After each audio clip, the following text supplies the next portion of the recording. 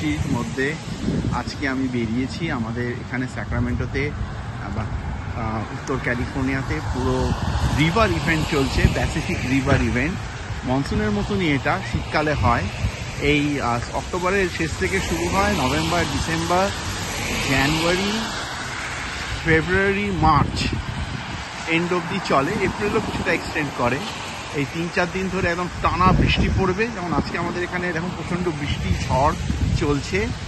আর মানে বৃষ্টি ধরে নিন 2 ইঞ্চি পড়বে আজকে সারাদিন।